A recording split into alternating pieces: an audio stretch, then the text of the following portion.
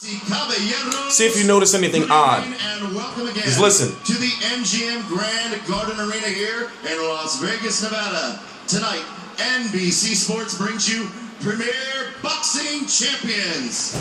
This bout is brought to you by Gusa Promotions and presented by Corona Extra La Cerveza Más Fina. Presenting the judges, Adelaide Bird, Dave Moretti, and Jerry Ross. See if anything's a little different. And the referee, Kenny Bayless. Las Vegas, it's time for the second main event of the evening. 12 rounds of boxing in the welterweight division. It's what we've all been waiting for. The return of boxing to primetime network television. And without any further ado, let's get to the fighters and the fight. Presenting in the red corner, wearing the red trunks with the white trim, from Guerrero, California. His record, 32 wins, 2 losses, 1 draw, 18 knockouts. Listen. Please welcome Robert the Ghost Guerrero.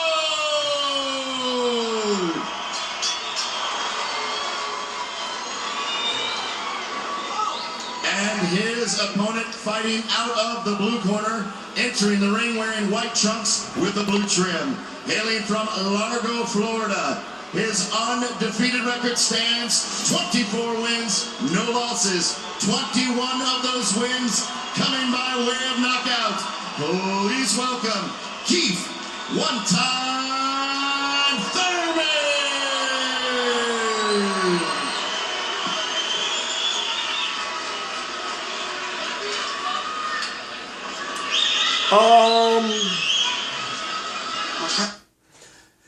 Maybe by some what they call casual boxing fans, you can run that by, but not a guy like me. Did you notice that the WBA title, Keith Thurman is not, well, basically the WBA title that Keith Thurman has, the world title, is not being highlighted. Now, not just because it's not the recognized WBA world title, Super World at 147 pounds, but also he didn't wear the belt to the ring.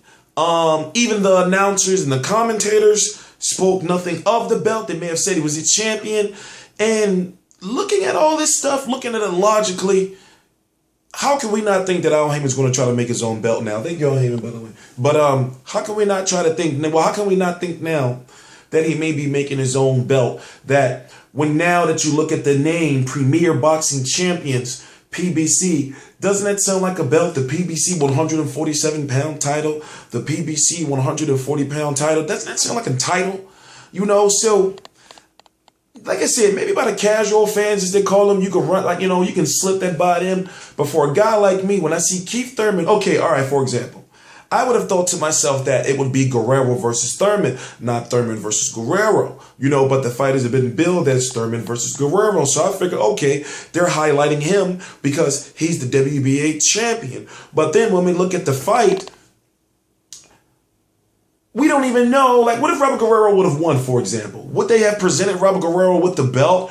Or what? I don't, honestly, what I'm saying is you got to think critically here, and you got to look at the situation, and you got to ask yourself, okay, well, from what we see so far, you know, does it not look like Al Haymon is trying to start his own league of boxing?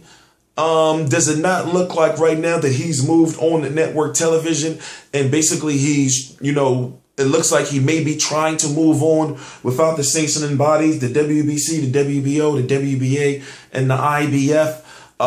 Maybe we may be inching closer towards, and it seems so likely to have a PBC belt. I mean, after all, he has all the fighters, you know, so you can be the PBC champion and then be those, you know, a champion in the WBC, WBA, IBF, or the WBO, and maybe until the PBC belt gets off the ground as far as starts gaining some momentum and some prestige behind it, which may not be for about another 5, 10, 15, 20 years. You know, I see what he's trying to do. He just wants boxing in the whole, and he wants to put his stamp on to boxing. And at the same time, I can understand that, but still, if you're not providing fans with the fights that we want to see, then you're always going to be open, and leave yourself open to criticism.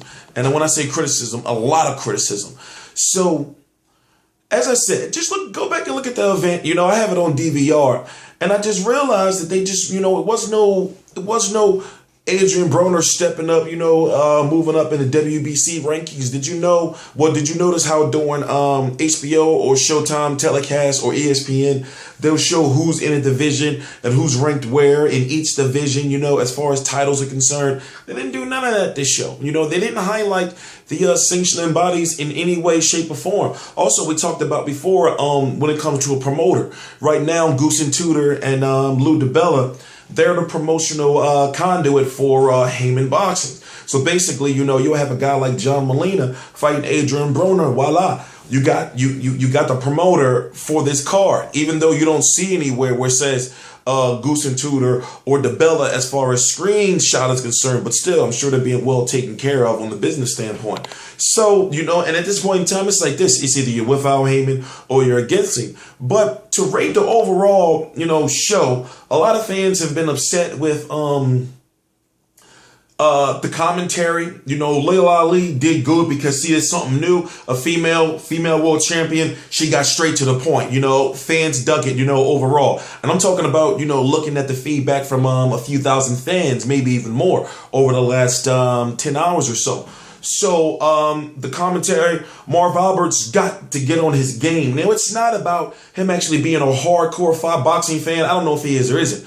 But it's about, when it comes to the flowing with the information, fluidly, he's got to get that down because he was stumbling across his words and everything like that. Now, Sugar Ray Leonard, of course, he can go in detail and, he's as experienced, and as high profile as you can get for your color commentary. So once again, as we talked about last night, we understand that it's all new, so we can't be too critical at the very beginning. But one thing is for sure is I'm not really comfortable with the whole PBC world title thing, the Premier Boxing Champions, the Premier Boxing welterweight champion or whatever they're going to do with it. And right now, I'm starting to see the pieces going into place for Haymon to do that. And also, he has the boxers, he has the capital, and we've seen that he has all the platforms at his disposal. So, and with all the super fights he can make within his organization, people say, well, it's a risky move because it's got to be a ratings hit. And right now, we're all waiting as far as the media is concerned to see what the ratings are going to be for the first telecast on national television of Premier Boxing Champions. In my opinion, anything over 3 million is a huge success, in my opinion. Now, I got to do a little bit more research on basically, the production costs and everything like that. We know it's pretty much high. And we know that these guys, are Harvard graduates and all that. And these are really upper elite businessmen running this thing as far as investors are concerned. And they know that they may take a hit at the beginning, but as far as presentation, there's still some things they got to work on. Like, for example, the fighters coming into the ring with their entourage, even if it's not, like the entourage, even if it's just the cornerman, with the trainer and everything, like you can't, like stuff like that, in my opinion, you can't tamper with. You got to leave that, historic, aspect of it, like when it came to, the presentation as far as, the entrance, them coming out on a ramp and everything, okay, you can keep it like that, but, bring out, as Be Real TV said, give me some smoke or something, it was just something wrong with it. The event seemed to, and I understand we got to get used to it. The event seemed to, I want to use the word, okay, I'm going to use a fake, if that makes sense.